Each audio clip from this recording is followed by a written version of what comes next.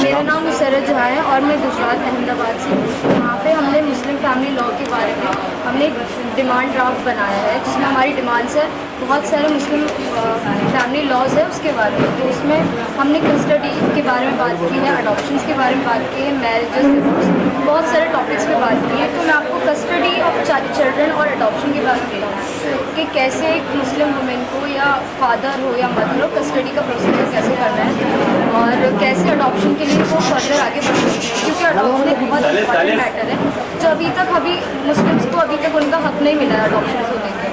और जबकि बहुत सारे लॉज बन चुके हैं 2000 में कि जिसमें अडॉप्शन के लेके बात की है, बट अभी तक मुस्लिम्स लोगों ने इन सबको इम्प्लीमेंट नहीं किया। तो हम ये डिमांड कर रहे हैं इस ड्राफ्ट के ज़रिए कि उसके बारे में भी बात की जाए और मुस्लिम्स को भी इक्वल राइट दिए जाए अडॉप्शन को लेके। कस्टडी को लेके हमारा ये कहना है कि फादर और मदर दोनों का राइट होना चाहिए कस्टडी को लेके, चाहे वो maintenance father he they, but custody का राइट दोनों का होना चाहिए, दोनों ही नेचुरल गाइडेंस होने चाहिए। यूजुअली हम देखते हैं कि फादर्स को ज़्यादा प्रायोरिटी देते हैं कि फादर इतने केपेबल है तो उनको देंगे, लेकिन हम चाहते हैं कि दोनों को इक्वली राइट दें। हमने इसमें विडो के बारे में भी बात की है कि जैसे विडोज़ हो जाती हैं तो उनका बच्चा जो है वो ज़्यादातर ससुराल वाले रख लेते हैं, बट हमने इसमें बात की है कि विडो को भी उनका कस्टडी, चाइल्ड की कस्टडी के लिए बात करें।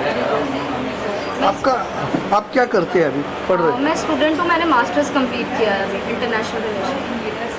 मेरा नाम नाहिद सैयद है। मैं भारतीय मुस्लिम महिला आंदोलन बॉम्बे से हूँ और ड्राफ्ट में सभी डिटेल दी हुई है। इसके कुछ पॉइंट्स मैं आपके लोगों से शेयर करना चाहूँगी। कोर्ट में और कोर्ट के बाहर जो तलाक के मतलब दिए हुए तरीके उसमें पूरे डिटेल में है कि कोर्ट के अंदर हम कैसे तलाक के बारे में डिस्कस हो और कोर्ट के बाहर कैसे हो, और औरत और मर्द के तलाक के देने की वजह का भी खुलासा इसमें दिया हुआ है, और आर्बिट्रेटर कैसे कौन है और उसका तरीका क्या होना चाहिए और उसकी जिम्मेदारी क्या होनी चाहिए, वो सब इसमें पूरा डिटेल दिया हुआ है भारतीय मुस्लिम ड्राफ्ट में। हमारे जो ड्राफ्ट में दिया हुआ है वही हम चाहते हैं कि पहले सरकार इस पर अमल करे और हमारी बात सुने। हेलो, मेरा नाम वान्या फातिमा है और मैं राजस्थान जयपुर से हूँ और मैं बम्मा से हूँ। सो बेसिकली हम टॉक अबाउट मैरिज। जो हमारा ये ड्राफ्ट है इसमें मुस्लिम फैमिली लॉ के ऊपर, मैरिज के ऊपर सारी डिटेल्स दे रखे हैं। मैं समराइज़ कर दूँगी आपको। इट जस्ट कि जो भी ब्राइड होती है, जो भी दुल्हन होती है, उसका कंसेंट, एक्सप्रेस कंसेंट होना चाहिए निकाह के टाइम और उससे पहले, which is very important. And the second point is that कि अगेन एक लड़की की लीगल एज 18 होनी चाहिए, एक लड़की की 21 होनी चाहिए। एंड जो महर दिया जाता है लड़के के द्वारा वो निकाह के टाइम देना ही ज़रूरी है, क्योंकि सम पीपल एक्चुअली उसको डिले कर देते हैं, but that should not be allowed.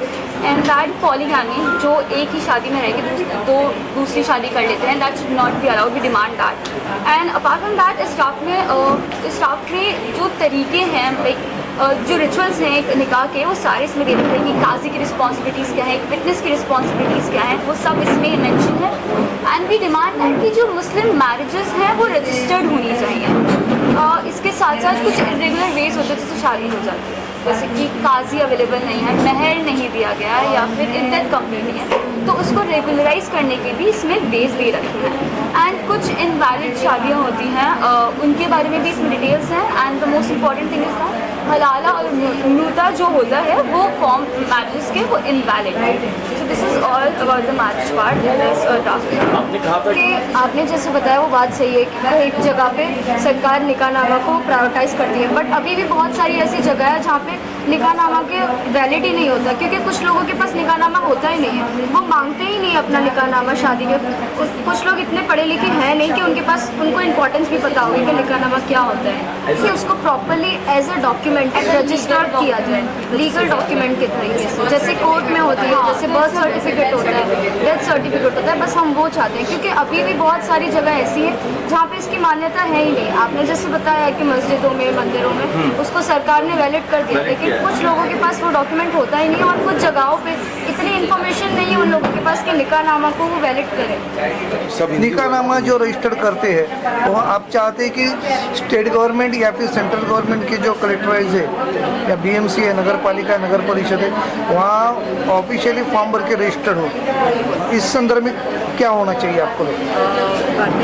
महिला आंदोलन के तरफ से जो हमने ड्राफ्ट बनाया है, आवाज़ बढ़ाओ। आपके सामने है, उसमें हम सिर्फ रजिस्ट्रेशन की बात नहीं, हम कई मुद्दों पर यहाँ पर सरकार से मांग करने की बात कर रहे हैं।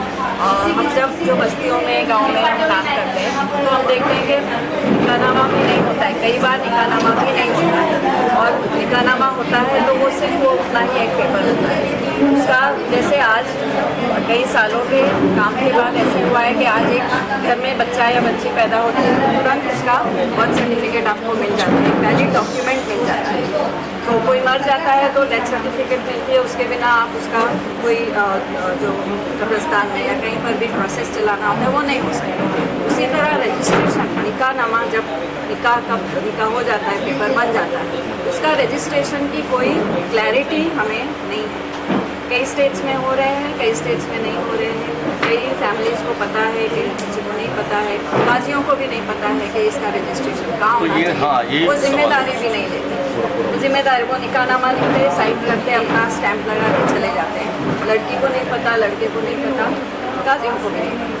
तो हम ये कहते हैं कि जब सुप्रीम कोर्ट का जजमेंट है कि all marriages have to be registered, तो मुस्लिम समाज के लिए ये कहीं पर मैंडेटरी हो जाना चाहिए। हमारे ड्राफ्ट में हम ये जो मुद्दा है ये पूरे कॉन्टेक्स्ट में देखना है, हम सिर्फ रजिस्ट्रेशन की बात नहीं कर रहे, हम मुस्लिम मैरिज के सारे मुद्दों के और मुस्लिम डिवोर्स के और मुस्लिम पारिवारिक कानून के सभी मुद्दों पर हम बात करें। ठीक मैडम, ये जो आपने कहा कि इसको रजिस्टर्ड होना चाहिए, तो आपकी नज़र में कहाँ पे रजिस्टर्ड होना चाहिए? जैसा कि आपने कहा कहीं पर कि मरने के बाद में डेथ सर्टिफिकेट हो जाती है, वार्ड ऑफिसेज में होता है। कानून का कोई भी चीज़ का रजिस्ट्रेशन किसी कानून के तहत होता है, तो मुस्लिम मैरिज रजिस्ट्रेशन किस कानून के तहत हो रहा है ये क्लैरिटी अभी भी हमें नहीं।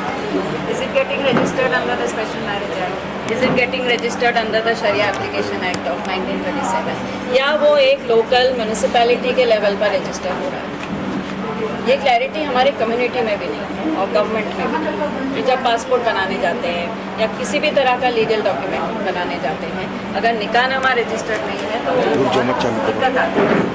तो क्लैरिटी मिले, सरकार हमें क्लैरिटी दे कि हम क्या करें।